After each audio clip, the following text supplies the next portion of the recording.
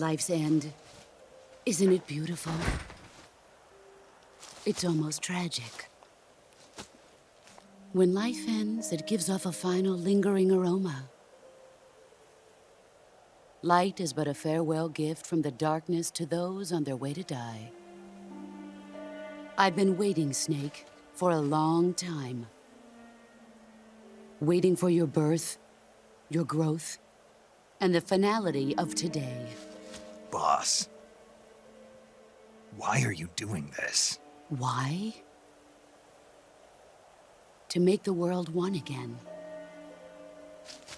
The world used to be whole. But with the end of the Second World War, the philosophers began to fight amongst themselves, and the world was torn apart. The Cobras, my comrades who trained and fought alongside me, were torn apart as well. The foibles of politics and the march of time can turn friends into enemies just as easily as the wind changes. Ridiculous, isn't it? Yesterday's ally becomes today's opposition, and this Cold War. Think back, when I was leading the Cobras, America and Russia were fighting together. Now, consider whether America and Russia will still be enemies in the 21st century. Somehow I doubt it. Enemies change along with the times, the flow of the ages, and we soldiers are forced to play along. I didn't raise you and shape you into the man you are today just so we could face each other in battle. A soldier's skills aren't meant to be used to hurt friends. So then what is an enemy? Is there such a thing as an absolute timeless enemy? There is no such thing, and never has been. And the reason is that our enemies are human beings like us. They can only be our enemies in relative terms. The world must be made whole again. The philosophers must be reunited. I will devote my skills to that purpose. And with the Colonel's money, I will achieve that end. Just as I once created the Cobras. They are my family. I may no longer be able to bear children, but I still have a family.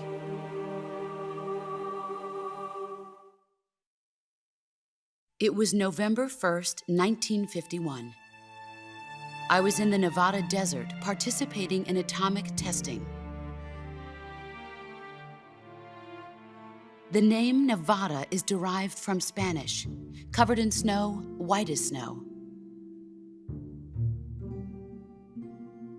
And snow is exactly what I saw in that Nevada desert. It froze my blood white. Snake, you were an atomic test subject, weren't you? On Bikini Atoll. That's part of the reason I was drawn to you. You and I are alike. We're both slowly being eaten away by the karma of others. We'll never have the chance to die peacefully of old age. We have no tomorrow. But we can still have hope for the future. In 1960, I saw a vision of the ideal future from space. 3 years earlier, the Soviet Union had succeeded in launching Sputnik, the first man-made satellite in history, into orbit. This came as a huge shock to the United States. In response, America threw everything it had into its own manned spaceflight project, the Mercury program. Even as the Soviets seemed poised to send their first man into space, America was still experimenting with chimpanzees and rockets. The government wanted human data. So they secretly decided to send a human being into space. I was the one they chose. At the time, they didn't have the technology to block out cosmic rays, and whoever they sent up would inevitably be exposed to heavy radiation. That's why they chose me. After all, I'd already been irradiated once. Of course, you won't find any of this in the history books. I could see the planet as it appeared from space. That's when it finally hit me. Space exploration is nothing but another game in the power struggle between the US and the USSR. Politics, economics, the arms race, they're all just arenas for meaningless competition. I'm sure you can see that, but the Earth itself has no boundaries. No East, no West, no Cold War. And the irony of it is, the United States and the Soviet Union are spending billions on their space programs and the missile race, only to arrive at the same conclusion. In the 21st century, everyone will be able to see that we are all just inhabitants of a little celestial body called Earth. A world without communism or capitalism, that is the world I wanted to see.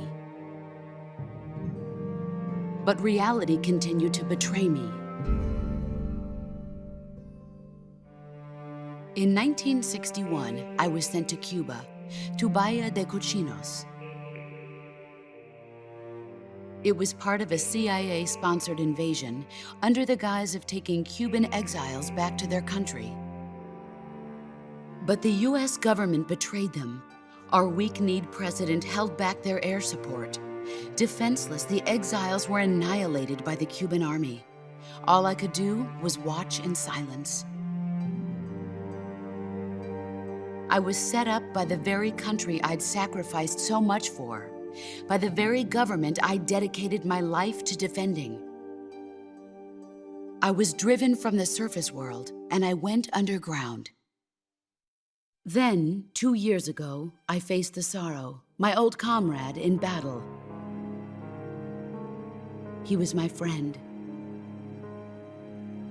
But one of us had to die. I was left with no choice. The Sorrow gave his life for me. There is no enmity between us. One must live, and one must die. That was the mission. The ones who gave me that mission were the philosophers.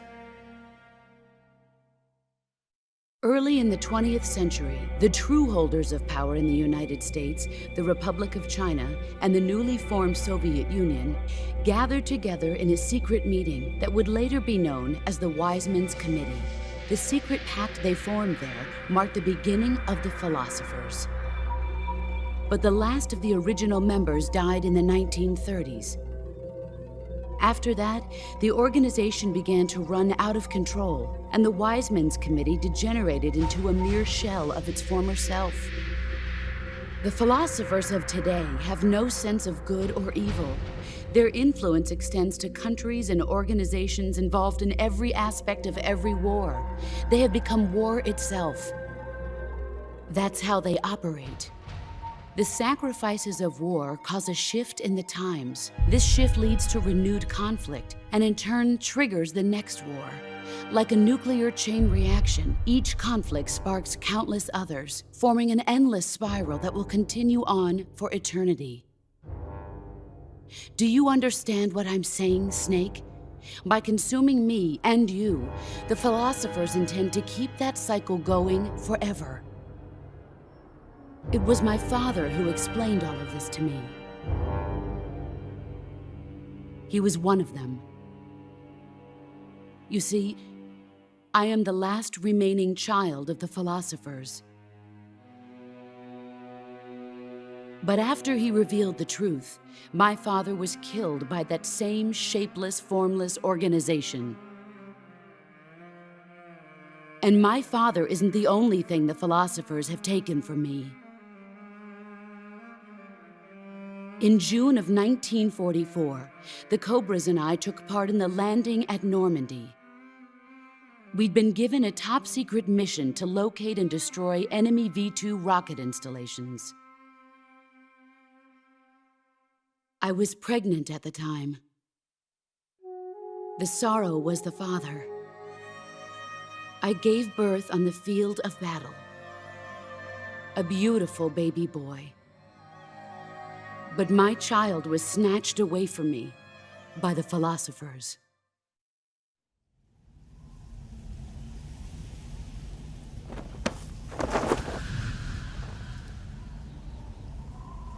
Look at this scar.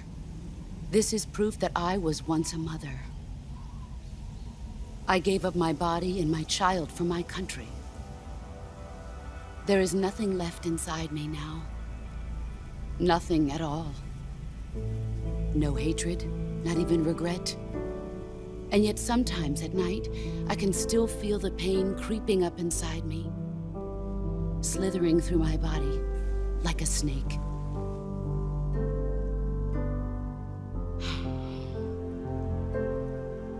I've never talked this much about myself before. Thanks. Thanks for listening to me.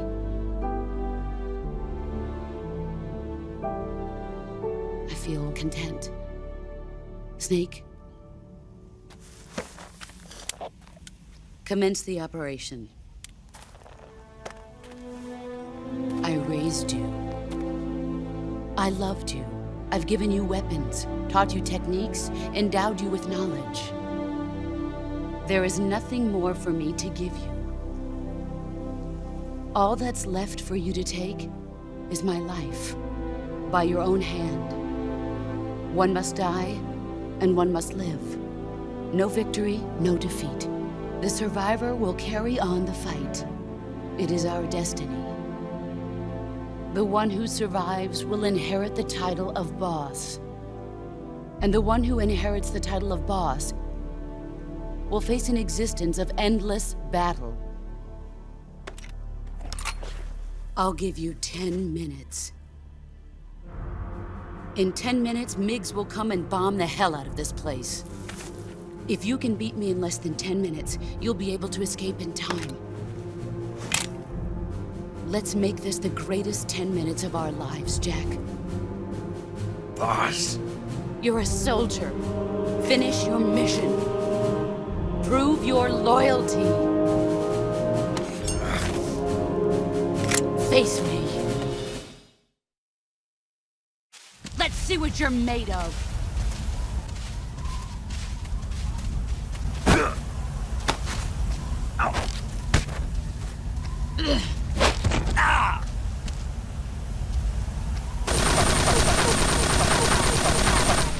Move or you're dead.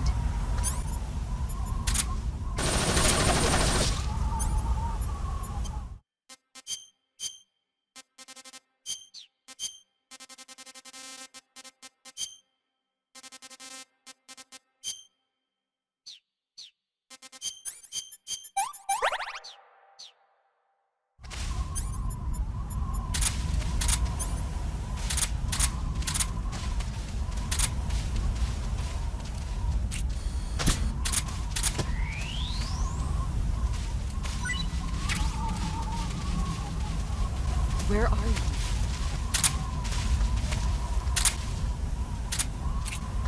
Ah!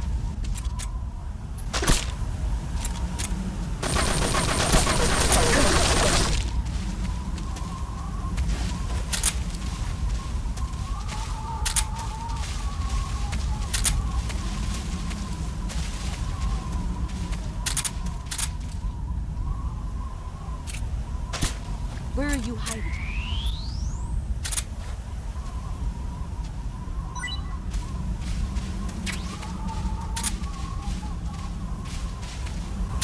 He's gone.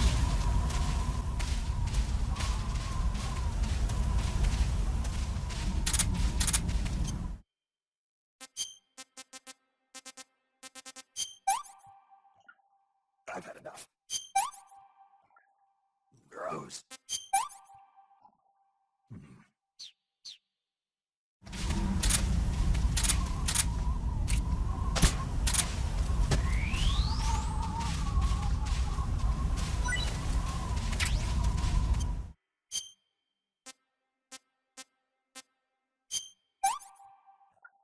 Can't complain.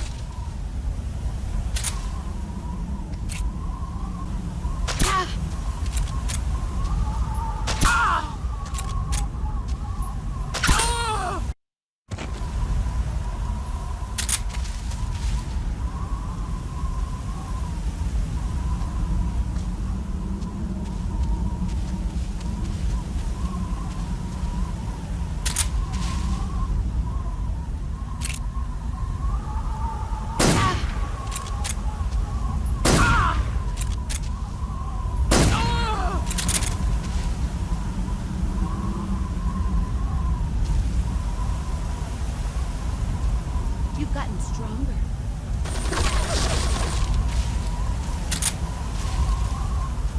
Here I come!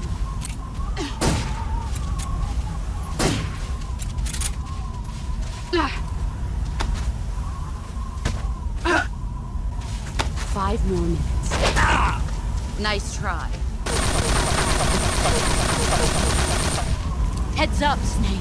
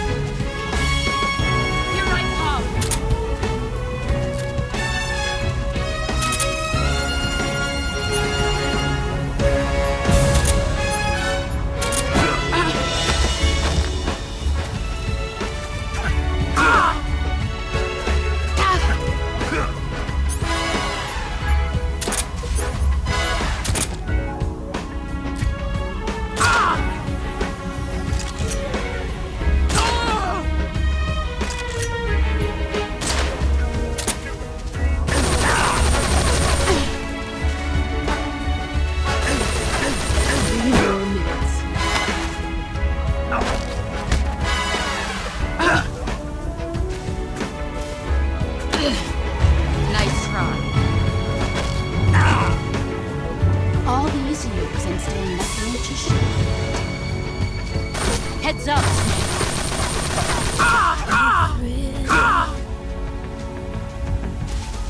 Darkness and silence through the night. What a thrill.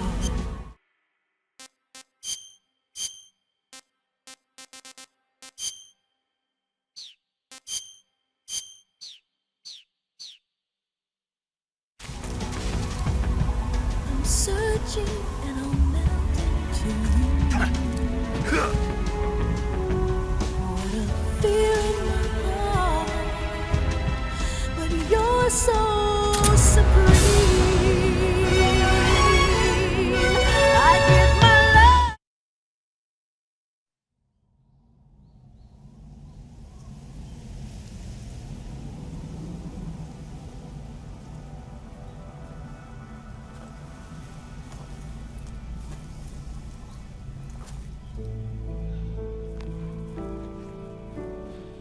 Take this.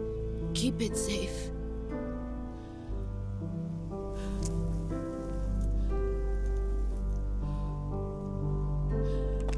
It's our only hope.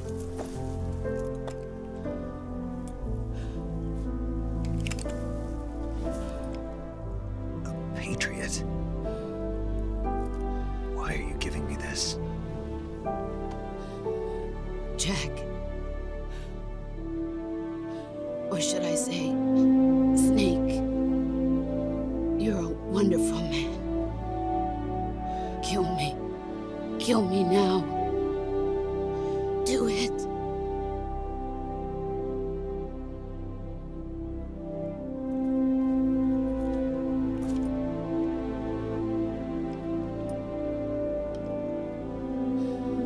There's only room for one boss and one snake.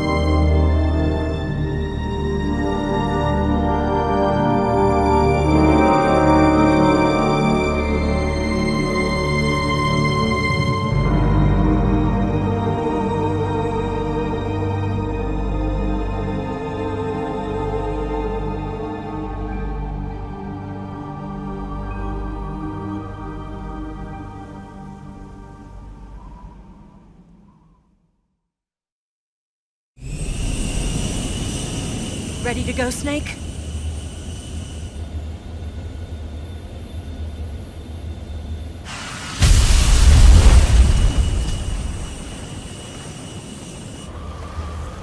Are you okay? Snake? Yeah.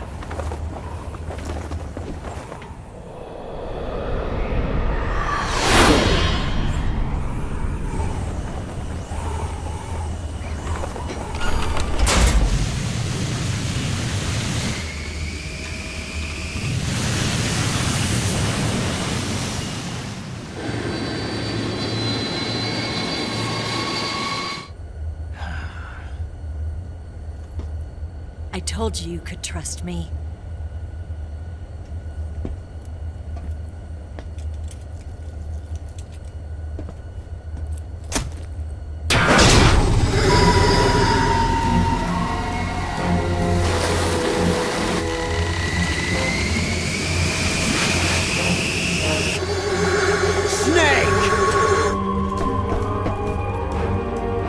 Ocelot!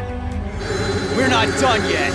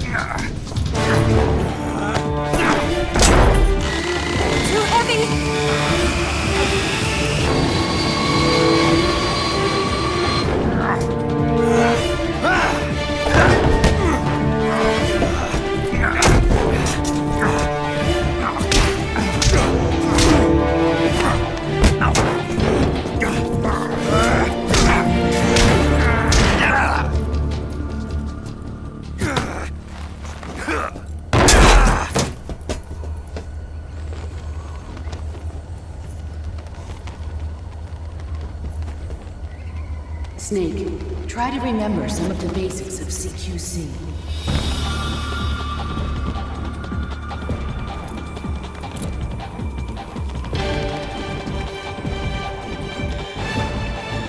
Not good!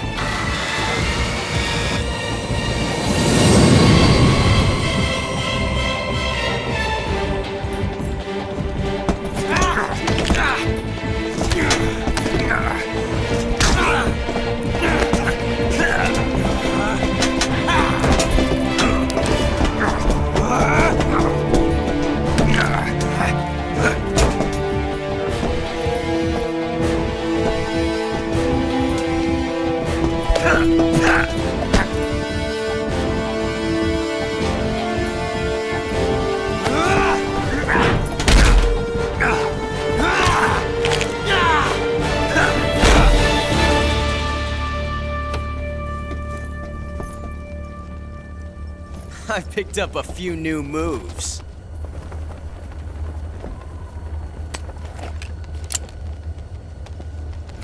Huh. It doesn't feel right to shoot an unarmed man. But I'll get over it. Eva!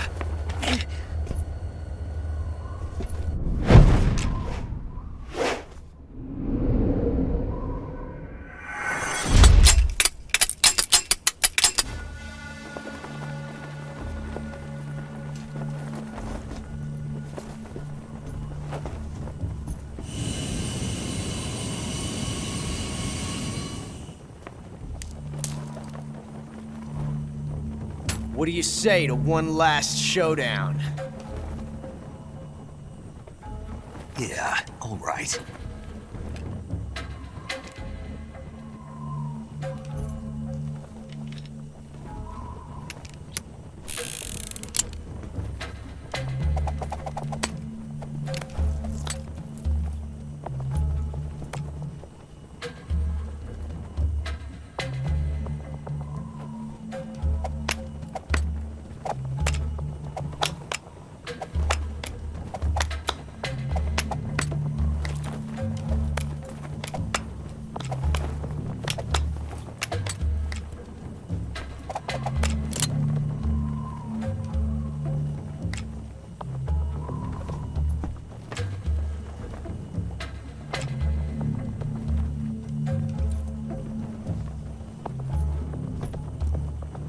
What's your name?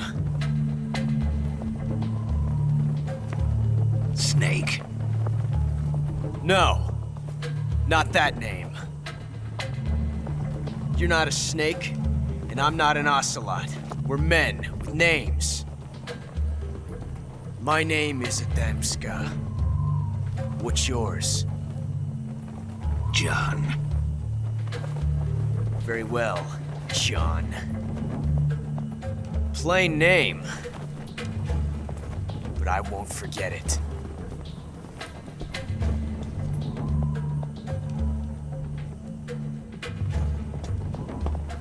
Come on!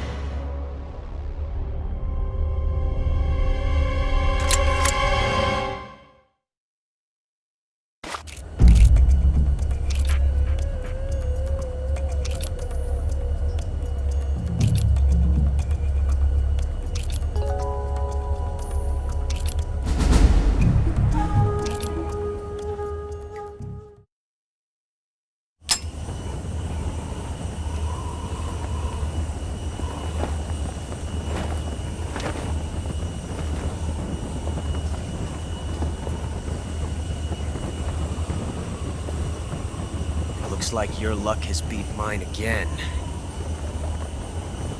But why didn't you pull the trigger?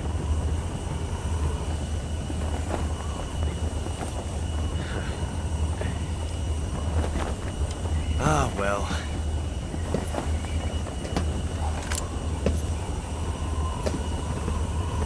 Till we meet again, John.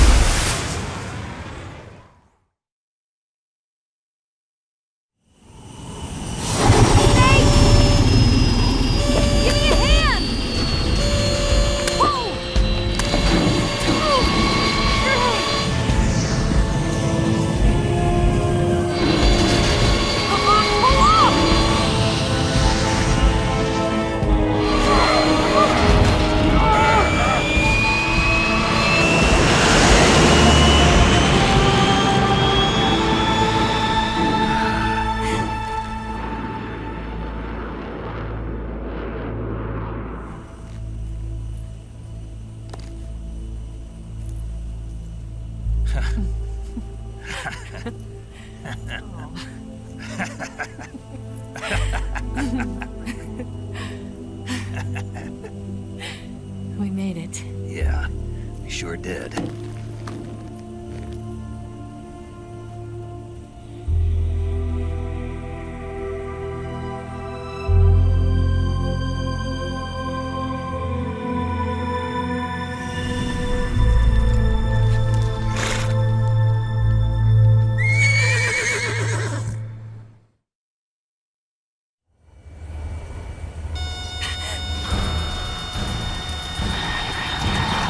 Oh no, Mix!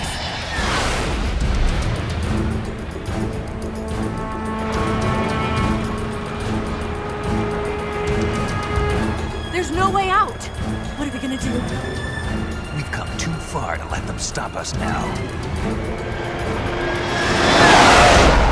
Those things have got to be armed. It's no use. There's no way we can outmaneuver them.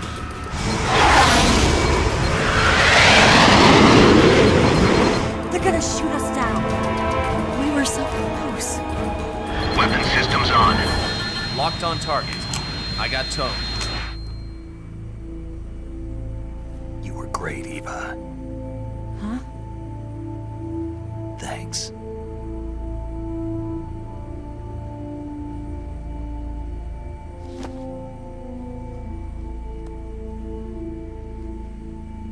Hulk 19, this is Control. Stand by for a direct order from the chairman.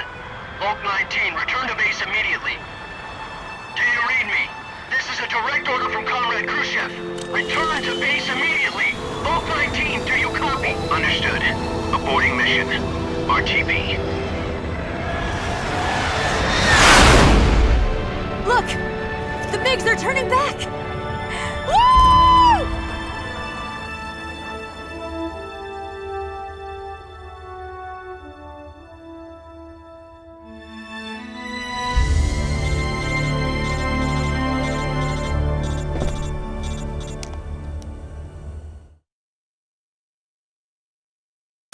Well done, Snake. The MiG's disengaged. Most likely under orders from Khrushchev. Is this his way of helping us? Who knows? Maybe he didn't want things to get messier than they already are. Or maybe he just wanted us to owe him one. The important thing is, you made it out alive. As long as Khrushchev is with us, I don't think they'll be coming after you. It should be smooth sailing all the way to Alaska. I'm sending someone out to Galena Base to meet you. To meet me? The DCI and the President himself are waiting at Langley. Don't keep them waiting.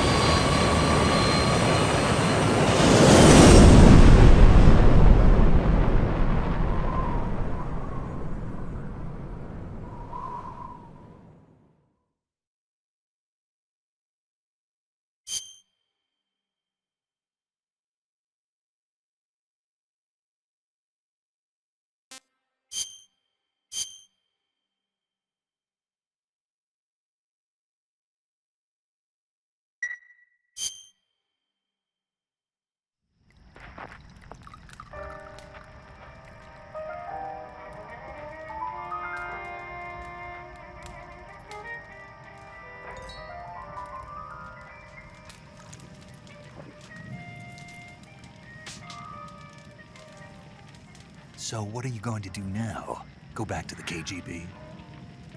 What do you want me to do? Did you ever think about coming back to America? I can't go back. I've left America behind me. But you saved this country. I didn't do it alone.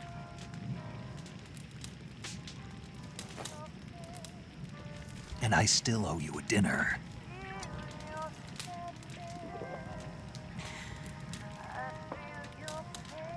Is that part of your mission too?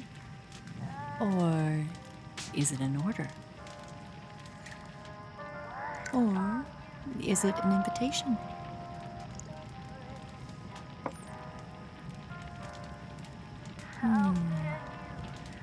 Or a proposal? I don't take orders from anyone now.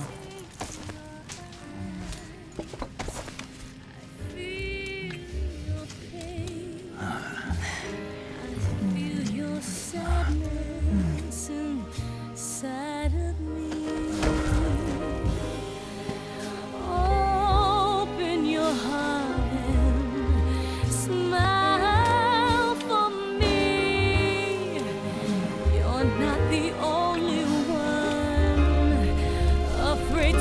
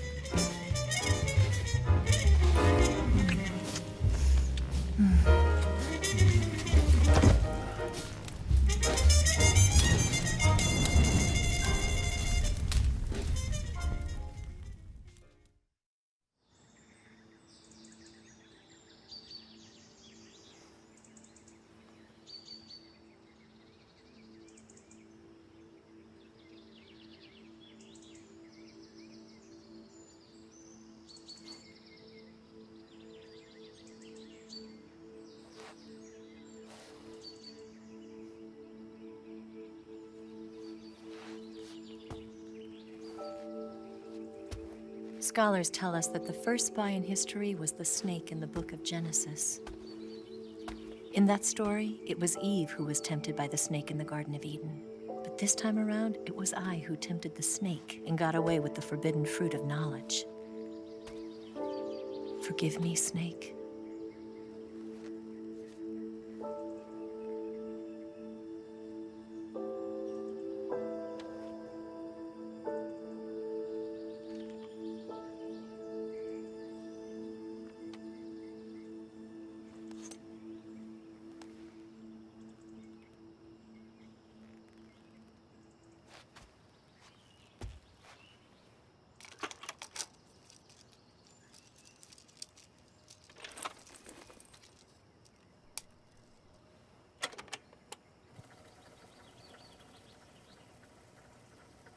Good morning, Snake. I hope you slept well. First of all, I have to apologize. I wasn't sent by Khrushchev. I'm not a KGB spy, and I never worked for the NSA. I'm an agent of the People's Republic of China for the General HQ 2nd Department of the People's Liberation Army. It was all a lie. I tricked you. And I'm sorry.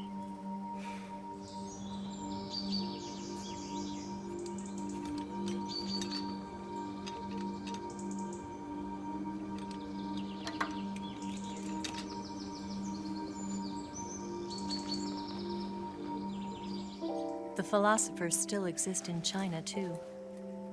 You see, my mission was to find out where Volgin was hiding the philosopher's legacy and steal it. So I infiltrated his base as a KGB spy.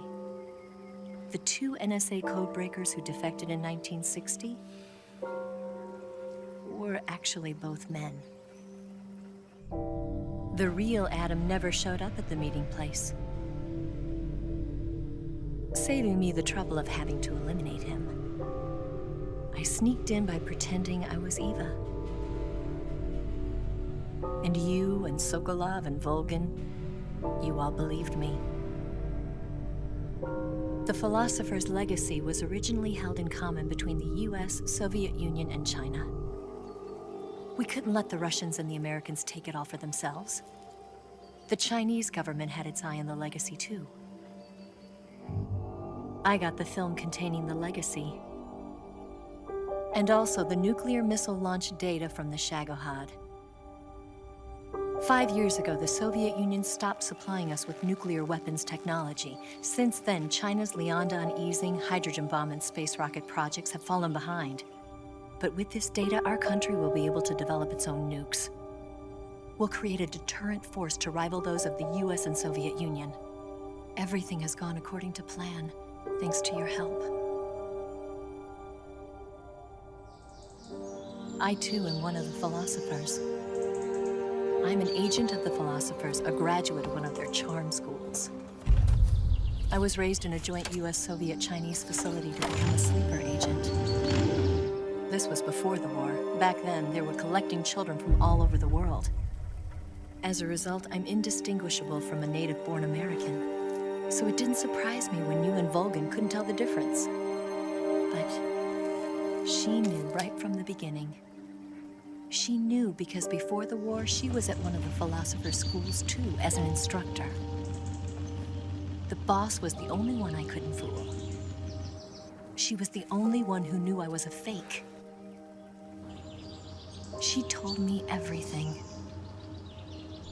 Why did she open her heart to me like that? At the time, I couldn't understand it. But now, I think I do. Snake. She wanted you to know the truth. She chose me to tell you. That's why she saved my life. I've lied to you so many times, but not this time. My orders from the government were to obtain the legacy and to eliminate everyone who knew the truth about what happened. In other words, I'm supposed to kill you.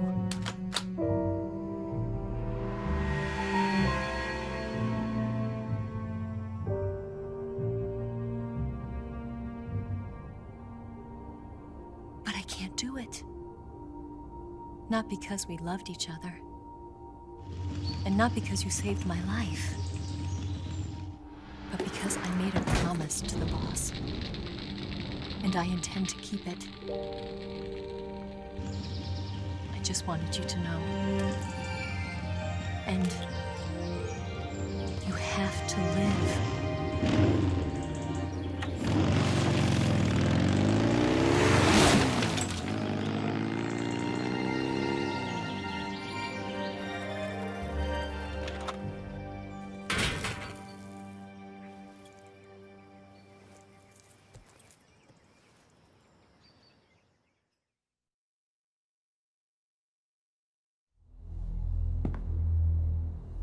Snake, listen to me. She didn't betray the United States. No. Far from it. She was a hero who died for her country. She carried out her mission knowing full well what was going to happen. Self-sacrifice. Because that was her duty.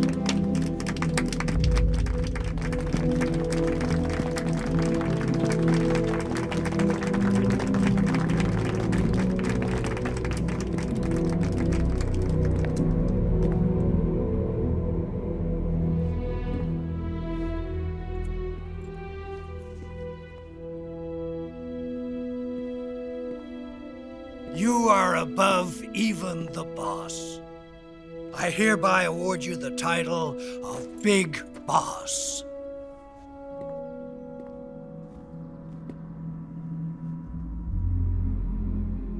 You are a true patriot.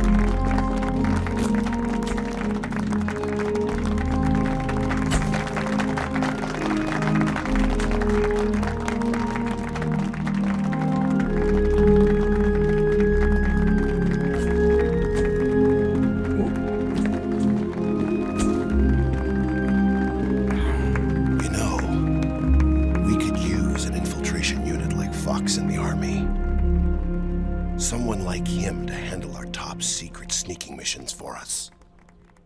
A man who combines the qualities of a soldier and an agent. The boss's defection was a ruse set up by the US government. It was all a big drama staged by Washington so they could get their hands on the philosopher's legacy. And the boss was the star of the show. They planned it so that they could get the legacy that Colonel Volgin inherited and destroy the Shagohod at the same time. Only a legendary hero like the boss could have earned Volgin's trust. Finding out where the philosopher's legacy was hidden was to be her greatest mission. Everything was going according to plan. But then something happened that no one could have predicted. Colonel Volgin fired an American-made nuclear warhead at Sokolov's research facility. Khrushchev demanded that the US government provide proof that it wasn't involved. They couldn't just abort the operation to steal the legacy. So the operation itself was greatly expanded and revised. The authorities in Washington knew that in order to prove its innocence, they'd have to get rid of the boss, and that one of their own would have to do the job. The public couldn't be allowed to find out about it. Not ever. This, they concluded, would be the best way to keep the whole thing under wraps. The boss wouldn't be allowed to come back home alive, and she wouldn't be allowed to kill herself. Her life would be ended by her most beloved disciple. That was the way the government wanted it. That was the mission she was given, and she had no choice but to carry it out. Her death at your hands was a duty she had to fulfill. Out of duty, she turned her back on her own comrades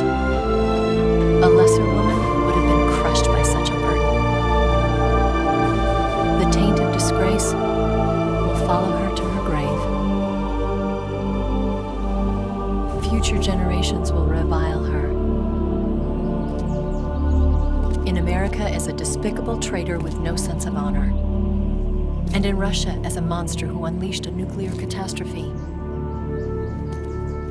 She will go down in official history as a war criminal. And no one will ever understand her.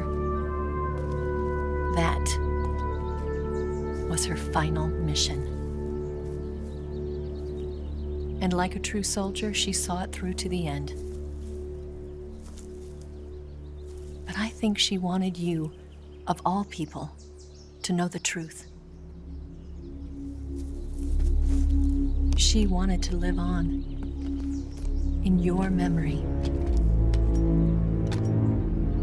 Not as a soldier, but as a woman. But she was forbidden to tell you herself. And that's why she told me. Snake, history will never know what she did. No one will ever learn the truth. Her story, her debriefing, will endure only in your heart.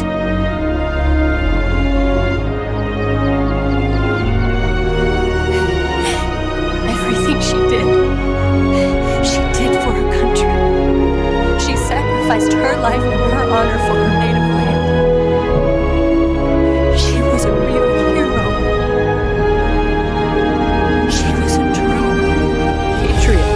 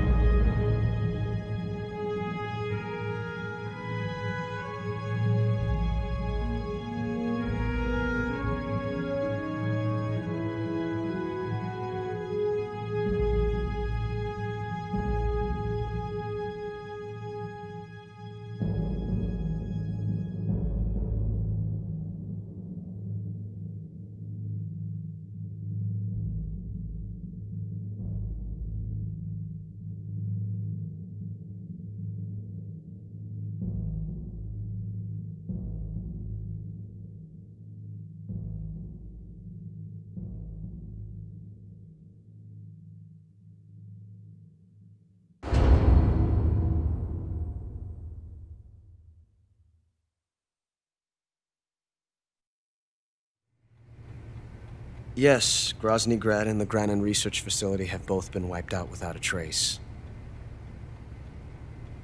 I understand, sir, but they were necessary sacrifices. Yes, the CIA has taken care of the boss themselves. I believe the White House will be satisfied. Khrushchev is finished. Your time has finally arrived. Yes, the American president is relying on us to keep a lid on the whole affair. We've got him by the balls. It should make a valuable trump card in future negotiations. Yes, Chief Director, of course. I'll keep the KGB informed.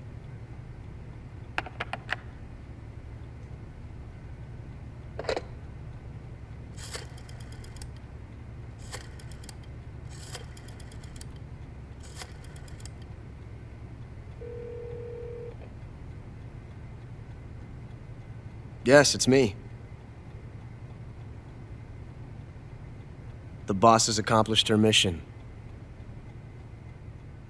The philosopher's legacy is now safely with us, in America's hands. With this money, yes, the philosophers can finally be revived. The film we handed the Chinese was a fake. Peking must be in an uproar right about now. I'm afraid so. Only half the money has made it back to the United States. KGB must still have part of the legacy. Yes, the weapon has been reduced to ashes. That's right. Grozny Grad has been obliterated by the Davy Crockett we brought in as well. Yes, that was the boss's work too. Speaking of which, I've obtained something from Granin that you might find interesting. It's a revolutionary new nuclear attack system. Perhaps it might just come in handy someday. Yes, we have Snake to thank for that. Khrushchev believed it as well. Yes, they bought our story. I don't think they'll be making a fuss. The secondary alert has been lifted as well. And the Soviets still haven't discovered my true identity. They have no idea that I've been triple-crossing them. I will continue my activities as a contact for the new government. Yes, it appears that no one knew that I was Adam. Of course, I'm always at the CIA's disposal, Mr. Director.